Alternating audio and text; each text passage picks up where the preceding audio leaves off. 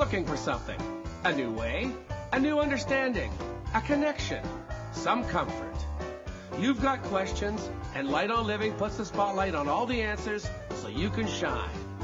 Lift and lighten the load of life's challenges and learn simple and easy ways to live a healthy, happy life.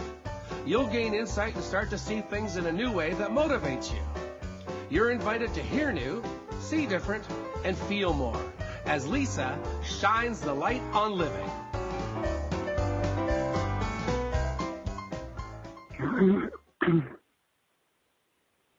Hello, everyone. Welcome to Light on Living. I'm your host, Lisa Berry, and I'm just here to give you reasons to feel better. That's what we want to do. We just want to feel better. So no matter where you are, at what point of life, whatever you're facing, that's the only thing. You don't have to get it perfect, as we've been learning along this whole entire series. And today we are doing the final week of Rise, Amazing Rise. Oh my goodness, I'm so excited about rising.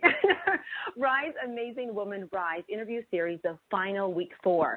And today we are on the 7th and 8th of the 8 essential powers of the feminine heart that are the future of success in leadership. And today we are continuing and finishing with intuition and evolve.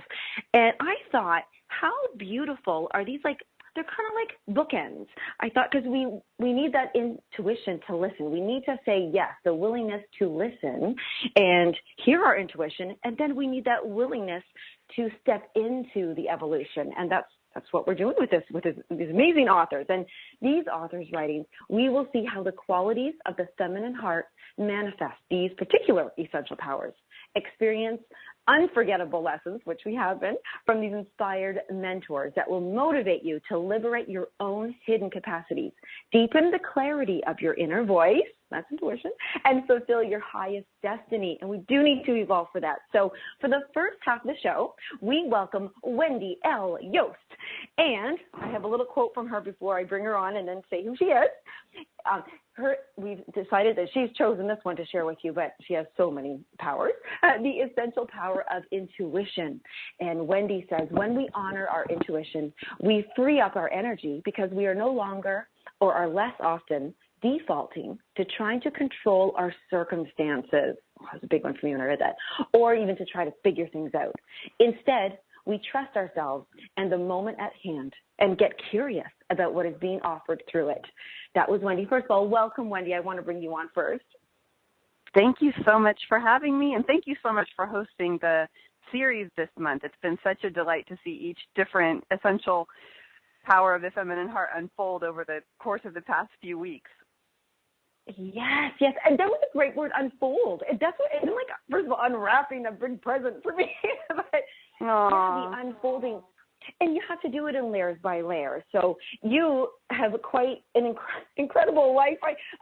You are like everybody here. It's fun to be unwrapping you guys. But I'll share your mini bio here and then honestly, guys, when you're hearing this, there's just so much more too. So this is just a snippet. Okay. So Wendy L. Yost inspires intentional action. I love that, intentional action, by combining leadership and spiritual principles. Examples include her TEDx talk and a series of leadership academies that she offers based on a university leadership course that she has taught over 35 times over the last decade. And she's becoming quite practiced and good at that, I guess. Wendy has contributed chapters. Oh, you're a multi author here. So Wendy has contributed chapters to several best-selling books and is currently working on a children's book to create conversations about trusting ourselves and our senses, including intuition. A common thread woven through all of Wendy's work is her passion for helping people reconfigure their thoughts and their lives so they have more time, more energy, and attention for what matters most, and working intuitively to assist people in seeing what is being made available amidst even the most trying of life circumstances. So we're going to share with you about Wendy and where you can learn more about her, but I love her work, your name, your business name, and it's also your website, which is www.moreisavailable.com. So, welcome, Wendy. Well, it's always so interesting when you hear the bio reflected and then you think about what you got to learn from each experience that you've achieved, but more importantly, who you've gotten to become through each of those experiences, and even just writing a chapter for Rise Amazing Woman Rise.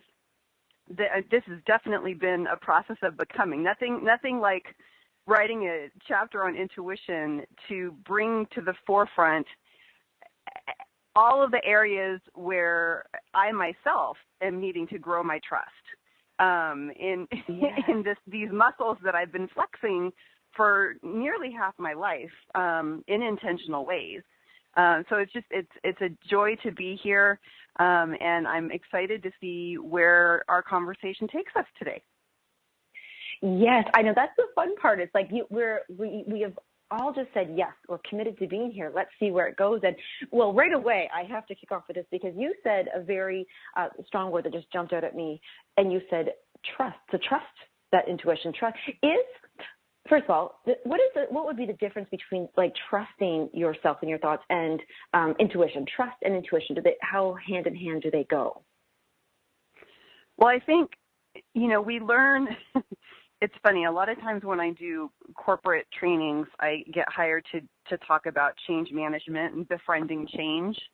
And like one of the jokes that I use is that there was a point in our lives where we didn't know what to do with a toilet, and it was very stressful. It was stressful for us. Yes. It was stressful for our parents. It was stressful for any care providers in our orbit, and we worked it out and we figured it out. And now this is something that, we can manage on a multi-daily basis without giving it any thought. But there was a point at which something as seemingly simple now as adults as using the toilet was very challenging for us. And so I think when it comes to trust, it's not just a matter of all of a sudden the trust fairies bestow upon us, you are now in a state of trust and it is a permanent state. No, that's not my experience, and it's not the experience of the students that I work with at universities or the clients that I work with off campus. Trust is something that we create a relationship with that is ever evolving. And so creating a relationship with yes, exactly. A little hat tip to Theresa. So it's not static. It's a dynamic experience and exchange that we have, and it's something that when we're feeling well, it might come more easily than when we're not. If we're well rested, well hydrated, well nourished, then it might be an easier place to slip into. Like it might be our thoughts might go there first. It's always interesting for me when I find myself, I feel like oftentimes I'll call my mom and I'll be like, I'm overwhelmed, or I've got the wobbles. And usually when I start going through a checklist, I was like, I stayed up too late last night, and I mean, sometimes it's like, I shouldn't have had a second glass of wine, or I forgot to eat breakfast. I mean, these are very human dynamics, yes. But when we forget to take care of ourselves, we set ourselves up. But then as conscious people, what I think is fascinating is the spiral that can occur where, like, we can't just say, oh, I'm going to go make myself a sandwich. We kind of go into this detective mode of dissecting what went wrong and so that it doesn't happen again. And so what I think is interesting when we look at topics like all of the 8 essential powers of the feminine heart is if we could start being a detective for where we're getting it right, we could find some clues for what stacks the deck in our favor. And rather than being so quick to autopsy things that have gone wrong, take the time to kind of examine and explore, why was today such a great day? We were talking, the 3 of us, before the show started about the importance of gratitude. And I think that one of the curious things about the kind of gratitude and keeping a gratitude journal is that it can become something where it's almost like we are reluctantly dragging ourselves into this space of gratitude because we know what's available when we do. And it actually, from a neuroscience perspective, quite a lot is available because we're moving our brain from one part of its system that's all about survival into another part of its system that is all about thriving and expanding and creating, a different level of consciousness. So we can't experience fear and gratitude at the same time. It's not how our brains happen to be designed. So there's a lot for us to look at, but at the same time, I don't think we're so quick to think about why am I grateful for that, and what does that tell me about some of the things that I can ensure I build into my day or my hour or for sure my week or month. So that I can get more of my needs met on a regular basis that position me then for the listening that is required as part of, enhancing and expanding your intuition. Oh, my goodness. You know what? There's so many key points there. I have to highlight some of them, and I love that you use the word yes, it was just perfect, to position yourself into listening. And that was so key because the positioning, I had to laugh. You said, we cannot be in a fearful state and experience gratitude at the same time. We can't. Our brains won't allow us. And it's so interesting. I used to say to people, okay, everybody, we have an exercise to do. Everybody, I want you to sit down. And everybody would sit down. And then I would say, while sitting, stand up.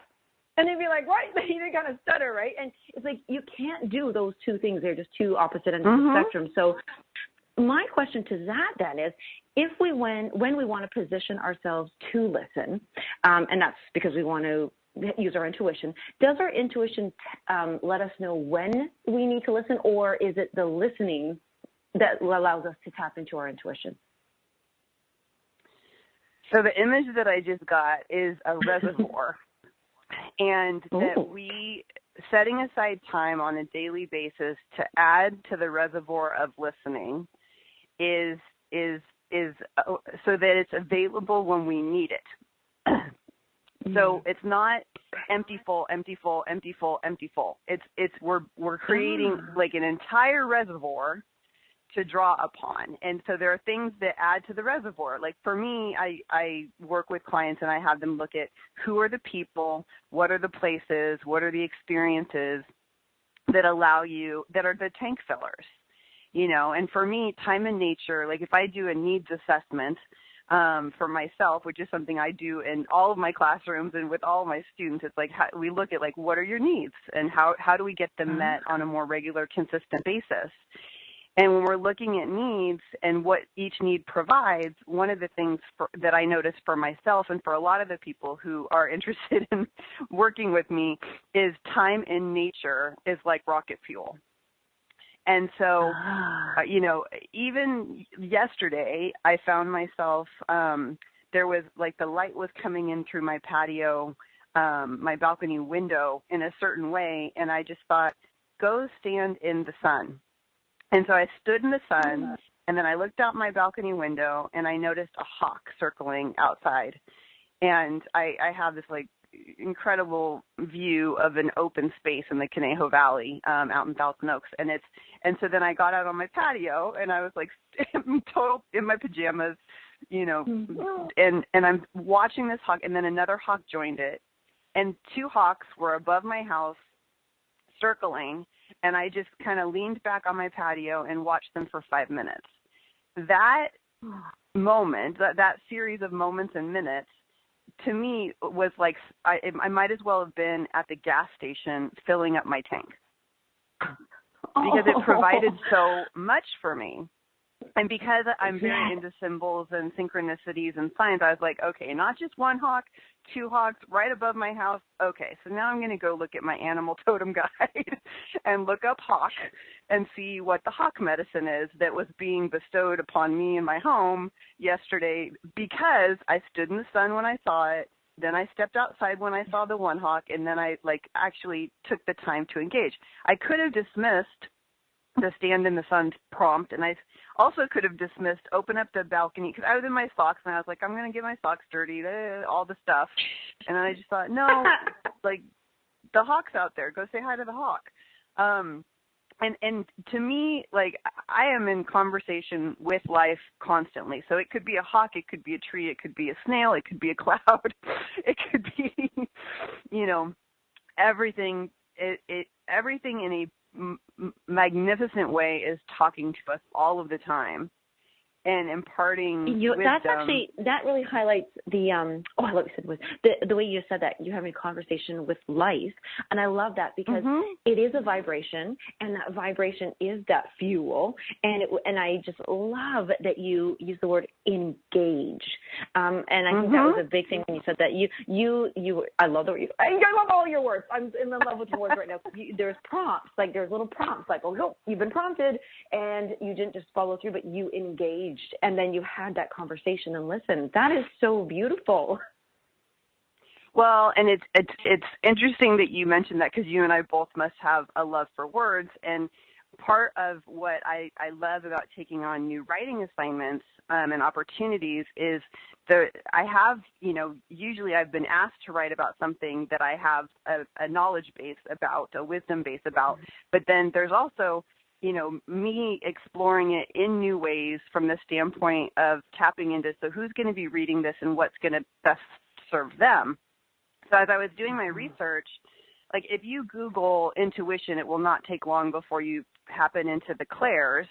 And we have so many things that I know that we can talk about. Anybody can Google the clairs, CLAIRS, and you'll find a typical 4, clairaudience, claircognizance, clairsentience, and clairvoyance, which is clear hearing, knowing, feeling, and seeing. But in my research, there were actually 2 clairs, and I wanted to mention one based on what you just said, that a woman named Emily Matwiel references on the internet in an article. And so she says that she is tapped into claireloquence, which she defines as clear communicating.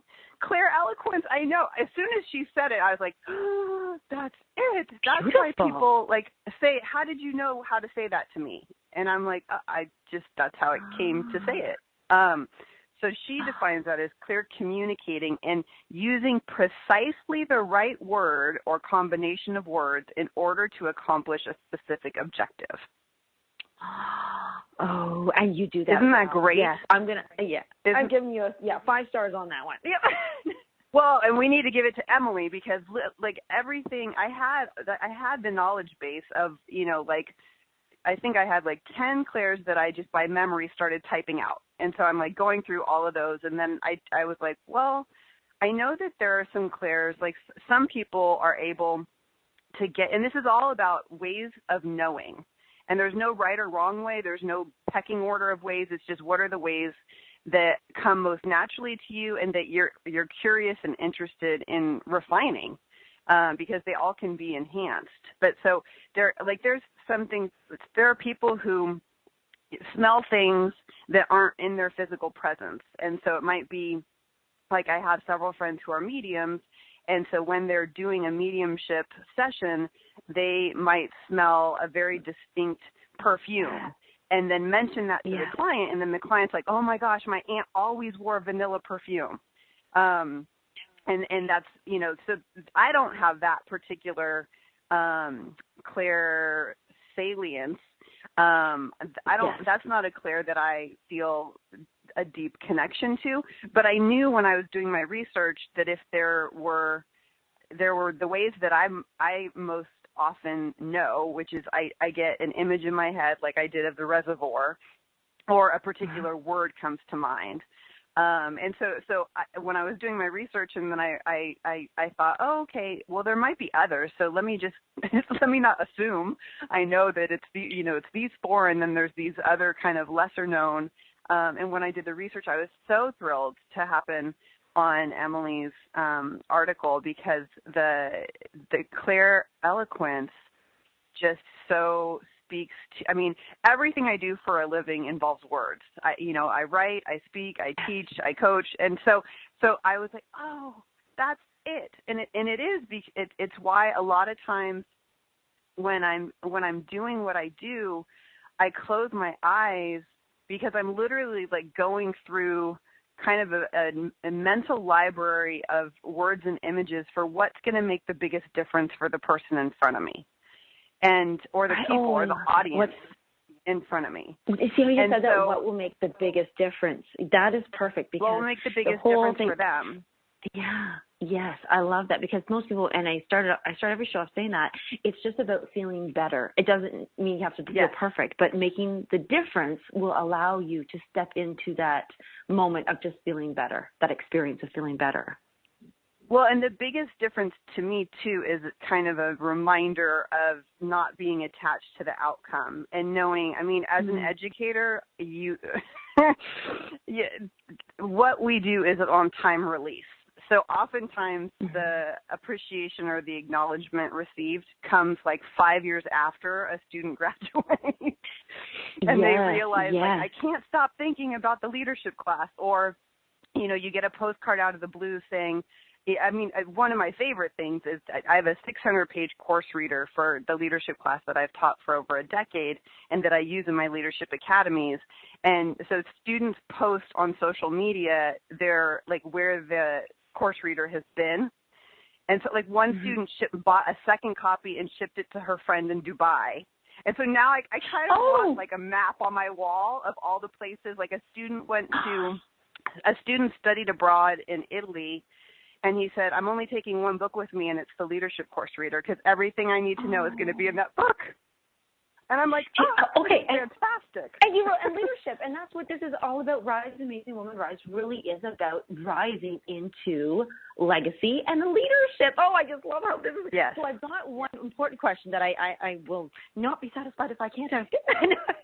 And that is I was like, okay, this is my big one. I was just reading through on your website, which is beautiful, by the way. Everybody's website has been beautiful. It offers, like, even visiting every one of the authors' websites have given something, you know. And something you mentioned today was to grow through change. And it really stood out to me because a lot of people change, but it doesn't mean they grow. So I was like, all right, if Wendy could give a tip or a little bit of intuition here, like, how can we tap into, how can we ensure that we grow through change and not go backwards, but just stay stagnant and whilst the change is occurring, or resist the change, you know? Well, it's such a great question. And again, you know, grow through change instead of go through change. That's just a mindset and a heart space that's chosen. You know, and I mean, it brings to mind, there's like great Maya Angelou quote about, I will be changed by this, but not diminished. Or I will allow myself to be changed by this, but not diminished. And so what immediately comes to mind is actually a more academic reference, and it's that do some research on post-traumatic growth. So there's a growing body of research on how there are certain circumstances that lead to people experiencing post-traumatic growth instead of post-traumatic stress. And it has to do with the support systems in their life, and it's not inherent to the person. There's a lot of different components of what kind of support is present and available as they're moving through, in some cases trauma, but in other cases, you know, just change, which could be desired. I mean, right now, I am sitting in an apartment because I decided to sell my home of 14 years and create a very different lifestyle for myself that is smaller responsibility and a different relationship to my finances. And so my stuff was moved in December. I'm still looking at boxes. And part of what this change has brought about for me is that if I've been living here for, you know, several months and I have not needed what's in that box, I probably don't need it. And so I'm going through like a grand shedding process. And my mom and I did 9 days of decluttering before we put stuff onto the moving truck. But now that this stuff is here and I'm anchoring myself in this new life with my hawk friends circling above me, and I'm just like, I don't need some of these things. And so, and they're beautiful things, but it's just not what I'm reaching for in the same ways as I once was. And so I think that's being willing to release what once served you but no longer holds resonance, I think is another way that frees us up to listen more deeply. Because if we're surrounded by a bunch of stuff, and a lot of people in the spiritual realm have a lot of sprays and crystals and gongs and meditation CDs, but there's a point at which all of that becomes clutter.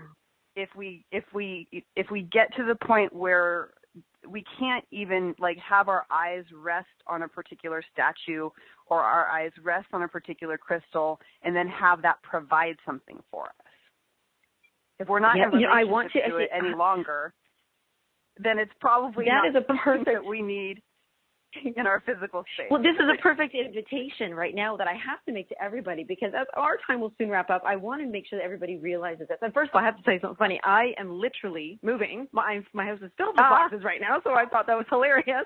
But this is the invitation for everybody. Wendy is really wonderful at helping people to not just declutter to declutter, but you do this so that we can listen and we can use not just our intuition, but all these things so that you do grow through change and not just go through change. And so just on this invitation, who would be the most, like in 1 minute, who would be the person you would love to hear from and you know that you could help them? And then how would they get a hold of you? Well, thank you. I think anyone who is either avoiding a change that they know its time has come, or they have what I call inherited a change where right now it feels like something's happening to them, but that there are actually some more empowering ways to look at whatever those circumstances are, that would provide some of that fuel that's needed to move through it. And I'm on Facebook on a regular basis, so sending me a Facebook message and just saying, hey, listen to the show, would love to connect, then there are all kinds of things that I can do to figure out whether or not it would make sense for us to work together and what that would look like. Okay, wonderful, Wendy. Our time's always too, everybody's time's too short, but this is Wendy L. Yost, Y-O-S-T, and we are going to zip into commercials. However, I think, Wendy, if you can stay on for a minute, that'd be great. And then we are going to welcome our next guest, and that will be a surprise. And as we go into the first commercial, I just want to let everybody know this is, you're going to want to hear this because it is my I am statement that is in the book, Rise, Amazing Woman, Rise. And Marsh Engel has just been beautiful to put all this together. So please enjoy the dancey tune to my I am statement, and we'll be back with more fun and evolution. Evolve to evolve. I am rising as the creator of the life I live. I am a creator and attract through my energetic life force. I am allowing myself to see and witness possibilities in abundance all around. With clarity, comfort, and confidence, I am always connecting and offering hope and help. I am embracing freedom as I offer my forgiveness for all. I am safe. I accept myself. I have no fear. I am resilient and rise above. I am creating conscious conversations with others as I vibrantly and enthusiastically shine my light. My heart feels love. My heart feels peace. I am fulfilled. I am content. I am filled with joy.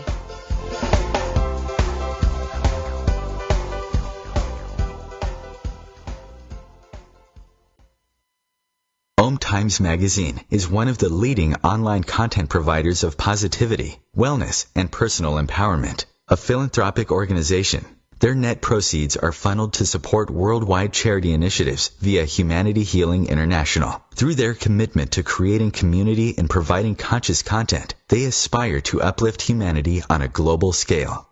Times, co-creating a more conscious lifestyle. Have you bought into the idea that you have to work hard for your money, that business is hard? I will share some dynamic access consciousness tools to get you out of your own way so you can create a business that actually succeeds. Join me, Simone Millisers, on The Joy of Business at 4 p.m. Mondays Eastern. Hi, it's Olivia Munn with my shelter pets, Frankie and Chance. Say hi, guys. When I adopted them, I discovered that they both have incredible personalities. Chance's sole purpose in life is to love and to be loved. Frankie is a little bit of a scoundrel and always entertaining. They're a little bit of a lot of things, but they're all pure love. Adopt pure love at theshelterpetproject.org. Brought to you by the Ad Council, the Humane Society of the United States, and Maddie's Fund.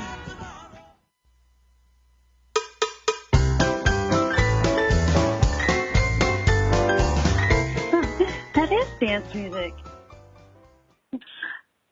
Hello, welcome back to the part 2 of Rise Amazing Woman Rise interview series, and it's the final, kind of sad but not, final week 4. And before, this is actually a special, like a one and only special episode because, and she doesn't know because it's a surprise, but we have a little surprise for our second guest, and before we actually even tell her name, are we ready, Wendy? We are. What? Okay, ready? And happy birthday to Theresa. Woo! Happy birthday to you. Woo, Theresa. Happy birthday. Dear Theresa. Happy birthday to you. Yay! Yay!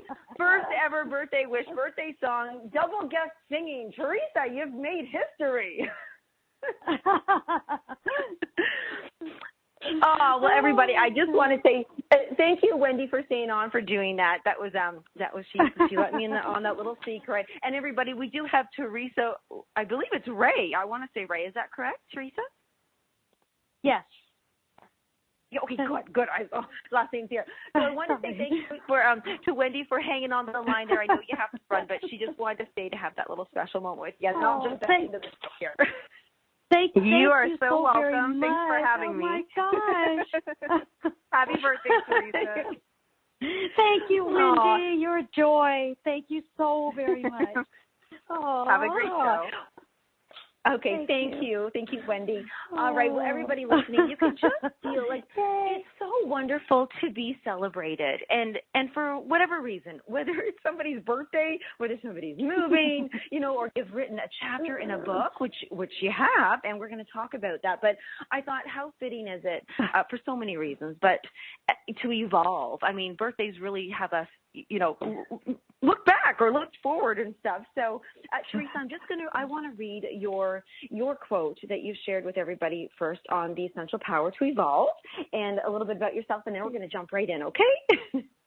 Fantastic. Well, Thank you so much, Lisa. Oh, you're welcome. Well, everybody, so this is the second half of the show, and we welcome Theresa Wray, and the essential power to evolve. When we evolve together, we rise above the predefined cultural conditioning that would have us playing small and silent. Oh, goodness, we're anything but that, right? We rise above the negative chatter. Oh, I love that. We rise above the negative chatter by focusing our intentions on bringing more love and light into the world. And today, the world needs to hear our voices that can soften perspectives and lift us all up with love and compassion. And I have to say, I love that you use those words that can soften perspectives, because I'm going to jump into that. But everybody, Theresa Wray holds a doctorate in psychology and organizational management. She is an inspirational life coach, a motivational speaker. She's a teacher, and she's an author. She's an author and a human resource business consultant. I love that. She is the creator of Power Life Synergy. It's a system that aligns 5 dimensions of the human spirit to drive awareness, alignment, and action into the whole person experience at work, in relationships, and in their contributions to the world. Theresa inspires and motivates others by providing a safe, exploratory space for people to transform their strengths, love, and joy into meaningful experiences in their work and personal lives. And you can learn more about Theresa by not just listening right here, but at her company name, PowerLifeSynergy.com. Welcome, Theresa. Oh, thank you so much, Lisa. Just hearing you sing that birthday song, it just reminds me of how wonderful the past couple of years have been, and now reflecting on all this on my birthday. What a wonderful thing. I never thought that I would be here, being able to contribute to this amazing Rise movement, and then being on your radio show. What? I mean, it's incredible. It's an incredible birthday. I thank you very, very much. Oh, well, thank you so much. And in your just expression of gratitude right there, I love that you said, I never thought, years ago, I never thought that. How many people are listening right now? How many people, if you could, you probably just inspired them to say, you know what, I might be here where I am right now. However, I could be, and I want to be somewhere in a year, 10 years, 5 years, it doesn't matter, but tomorrow. And you just kind of, you're proof, you're living proof, of this. I have to ask you, Power Life Synergy. So I love the word synergy because there's that word thing again. Me too. Why does that word fit so perfectly into the name of what you offer and do and have created?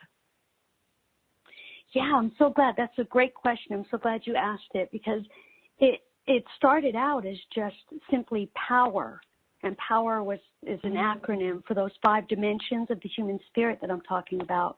But after my doctorate program, I got into coaching through International Coaching Federation, and then Tony Robbins and his business coaching and life coaching.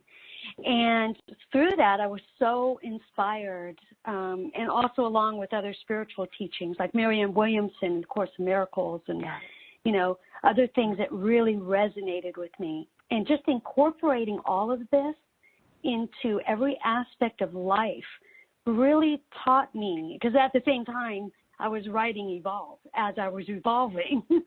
I was evolving into it as I was writing it. So all of this was all these pieces were all coming together synergistically. All the pieces were coming to one whole. And I thought, wow, that's what I need to add to power. That completes it. It makes it a system that people can use to create awareness about where they might be stuck in life in one area of their lives, the mind, body, and spirit. How do we synergize all that and put it inside of every area of our lives? Especially as women, we play so many roles. It's just crazy, all the roles that we have, and it's easy to get lost in one, give more attention to one than another, because, giving 100% to everything is pretty much impossible. But where are we spiritually, and where are we in our bodies and our minds? Because our beliefs, what we believe about ourselves creates our thoughts, and what we think about becomes our behavior, and after a while it becomes who we become and how we are being in the world, how we respond and how we live our lives. So I thought that synergistic kind of movement, really synergizing all of that, is really where the power comes from. Does that make sense? Yes, it does. It's that way. I use the word holistic quite a bit, and that to me is that, it's all the areas. I love that you highlighted that you didn't just say, we just can't focus on one all the time, but I love that you said you highlighted that each thing that we choose to do, in our lives, that mind, body, things like that, they are all important, but they must come together. And we can't just have them, out on their own, out by themselves. And there's something that was said there. I would love for you to share this. You talk about a safe exploratory space. I think I got that right. That is huge, because how would you tell someone to be able to teach them to create a safe, because that's what we're doing with this movement. In a movement, we need this space to explore. How do we create a safe, what does that look like, a safe exploratory space? Yeah, I think it all begins with being able to be vulnerable. Our vulnerability is so powerful and genuine. And I think it invites people to come in and to be vulnerable themselves. And, you know, it's a way of building trust. And trust is that word. It has to be very authentic, though.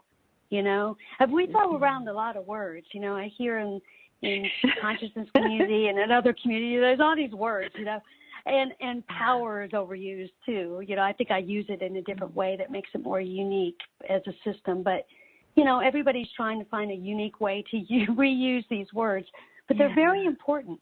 And, you know, when we're really connected and present with someone and really being vulnerable and allowing them that space, the way I believe that we do that is just really having a true connection with people.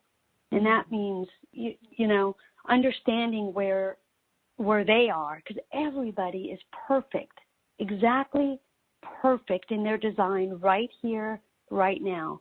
You don't have to be anything else. You don't have to pretend to be anything else. You don't have to work to impress. You know, we all get nervous, and like I was nervous about this show, but you know, but trying to say things that are impressive or trying to, you know, sound intelligent. It's when we come from our truth. You know, when we really create that safe space within ourselves, we're able to give that out to others. I've never heard it that way before, and I love that I'm like truly listening to what you're saying, because when you first said the word vulnerable, I instantly went, oh, vulnerable, that's a scary place. But then I see what you're saying. You're saying as we show authentic vulnerability, it allows others to have that safe space because they can see that we are truly coming just from who we are at that moment, and allowing anybody to see that and say, I can stand here in my power, right? And I mess up on so many words, because you know what it is? My brain is going so fast that my lips can't keep up, and then I twist things around, and I just totally laugh at myself.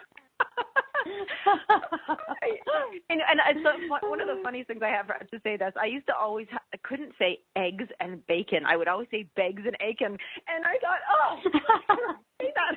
Right. So, and you know what? That's awesome. You stand and you just have to stand authentically and say, yep, that's where my brain is right now. And it's you truly are using these words in a different way, and I'm hearing them beautifully and differently, and I love that because it's showing something different. There's three things that you talk about: awareness, alignment, and action. And because we did talk about intuition the first round and listening, I would love to sit with alignment.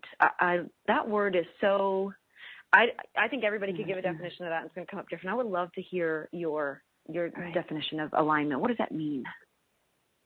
Yeah, well, it's really tied into this, it's tied into evolving, really.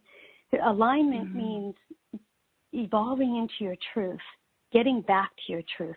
You know, as we travel our journeys, we go through this life, we have different experiences, and we start to believe, like the cultural conditioning that we have, where we're placed into these gender roles and we're supposed to respond in certain ways and live certain ways. And maybe we have people in our lives that want us to be a certain way. There are definitions of us, and we rise to their expectations of us. And we start to believe what they believe. We start to value what they value. And little by little, I think that chips away our own self-worth and our concept of that and our truth. So evolving is all about moving into your truth, about who you are. And alignment is when I do my coaching with people, I'm really partnering. It's not about me at all. It's really about them and going on that journey with them. And what the first thing that we do is we look at, let's create some awareness about where you might be stuck in your life. What's keeping you from being your true self? And alignment is all about taking, specific actions, depending on where they are, to get them back into alignment with their truth. Let's shed all these, definitions that other people have about you and all the false beliefs that you've accepted. And now you've become that. You're really living somebody else's story. So one of the first things I ask is, if you could write your own story, what would it say? What would it really say? And that's aligning yourself back to your truth, your passion, your joy. I believe all those things live in our human spirit. It's innate. It's already in us. We're born to be grateful. You know, I have a gratitude and giving challenge on my website and on the Power Life Synergy Facebook. And some people have responded on my website and talked about how much, you know, being in gratitude really is aligning themselves with their true spirit. You know, they're not thinking about all the things that are happening in the world and how it's impacting them negatively. They're thinking about all the wonderful things and gratitude and all the things they're grateful for, so they can bring that to those negative events and be stronger because of it. So alignment is all about getting back to that human spirit. Right. You know, it's Theresa, funny. I got this image of a whole line of T-shirts as opposed to saying born to be wild. It's like born to be grateful, born to be aligned. Exactly. That's coming soon. Okay, good. I'm going to watch out for that. I would wear that. I love wearing T-shirts with sayings, though, because, we can put a spin on them and have them. What you mentioned, so the word passion, that's so, you know, everybody's out looking for their purpose, so you got to find your passion, and they're doing all these things, and you help businesses. So I want to bring this passion into businesses, because you think, oh, that's corporate, oh, it's business, they're just out for the bottom line. But you, would you, from your experience, would you say that a business can have passion and a business can have a purpose like that? Oh my gosh. You know, what I have learned in human resources is that when employees find their true fit, you know, that is a place where they can come authentically to the job and present all of their innate gifts and talents. And they're not forced to be something that they're not. They're bringing their whole person, again, aligned with their human spirit and their passion and their joy. They're bringing that to the workplace. That's what, you know, some people call it employee engagement. You know, I just call it living from your passion. And that's the way that we're creating power cultures, is what I'm calling it. Power life cultures are all about, you know, when the employees, when the organization is looking at it from the ground up as opposed to leadership down, we're looking at building from the ground up so that all of those employees are connected with their gifts and their truths and their talents, and being coached by, you know, I coach HR people to coach their employees to really stay on track with who they really are. And then their ideas, their thoughts, their belief systems are being brought into the workplace. And then it's a matter of just aligning those with the company goals. So I have found that companies have had a much more positive bottom line when they're fully engaging those employees and allowing them to be that whole person in the workplace, filled with passion, you know, filled with joy about what they do. Of course, we all have bad days, and, you know, there are relationship issues sometimes. You know, we're all trying to get along as best as we can in this world. Well, you're learning. You're evolving. You evolve. Exactly. And it's so wonderful, I can't tell you, to see employees evolve into, you know, all of those strengths. And when they're on a career track, you know, really helping them. The O in power is an acronym, and the O is about optimism. And when they're on a great career track, they're very optimistic about everything that they can contribute. It then becomes a part of what they can contribute to the organization. So it's a very powerful tool. I love that. Oh, you know what? My question was, is power an acronym? I'm so glad you first of all, I was like, it has to be. It's all in capital letters. But just to highlight what you said there, I thought I drew a little picture of a flower, because we're talking about like the feminine heart, and the feminine heart, I think, of, you know, Mother Nature, and a flower rises from the ground up. And I love that you said it's almost like a new way of looking at leadership from, you know, as opposed to that top and then downward, but to rise up from the ground up is the way. And it's more about contributing. I love that. Yeah, that's really the key is giving back. I'm actually working on a book called Human Resources from Enemy to Engagement Partner. Because everybody sees right now the culture is in some organizations they see the HR person as the enemy. She's going to write me up and I'm not following policy. Yeah. My approach and the approach that I teach my HR consultants is that it's not about discipline. It's about finding out what's not working for them and giving them something that works. Really engaging with them and partnering with them. I love the flower. So beautiful. I love that. Oh my God. I just love the flowers. And you're so creative, Lisa.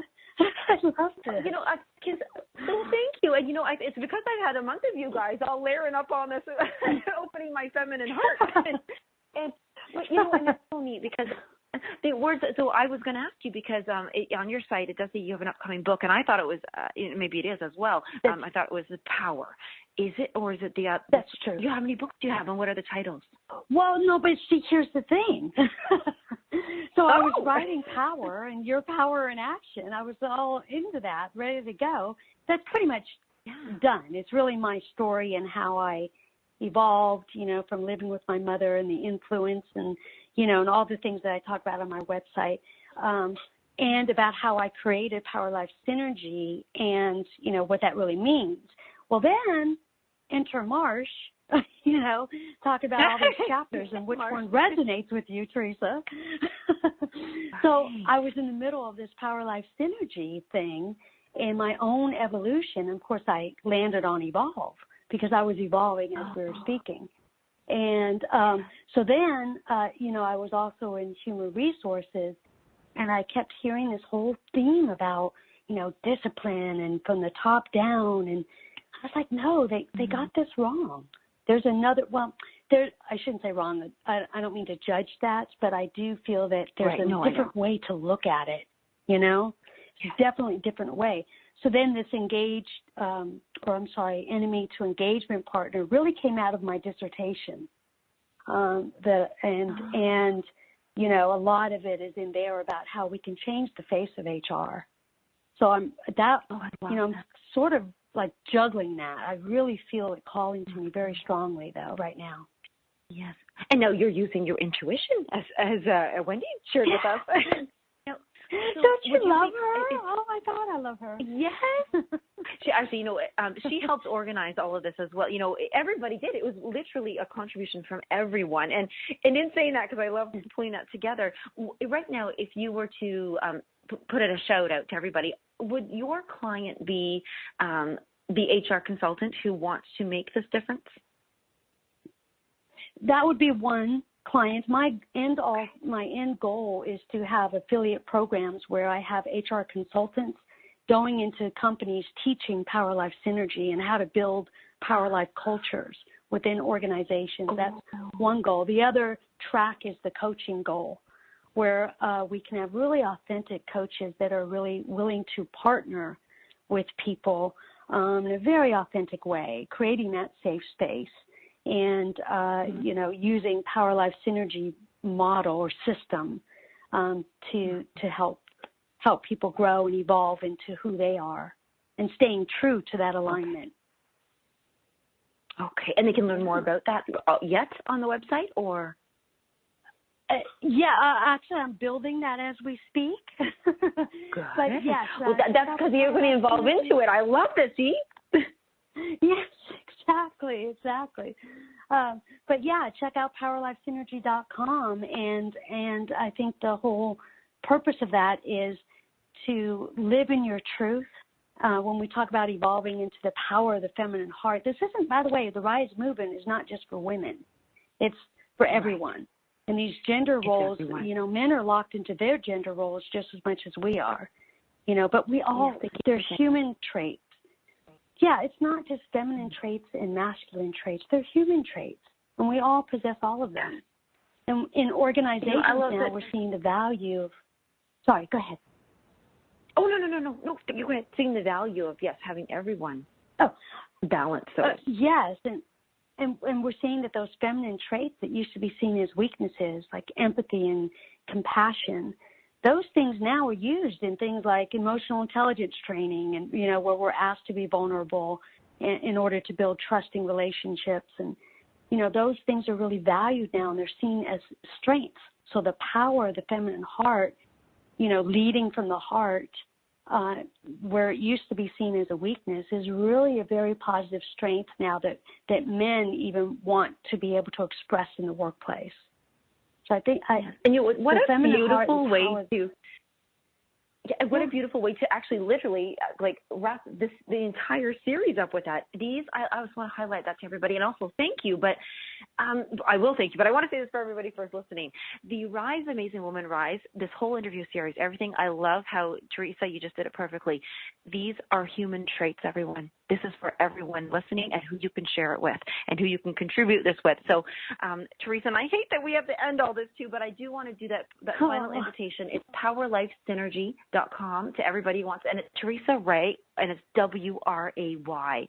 And Theresa, thank you so much for sharing and being the bookend of this with Evolve, your chapter Evolve. Oh, thank you so much for having us and for hosting this. I think it's an important message, and I really appreciate you. Thank you. Oh, thank you, everyone. And that concludes our Rise Amazing Woman Rise interview series. We are so happy to have everybody come, and you can check everybody's chapters and websites out on my Facebook page as well, Lisa Barry. Okay, we'll see you guys soon.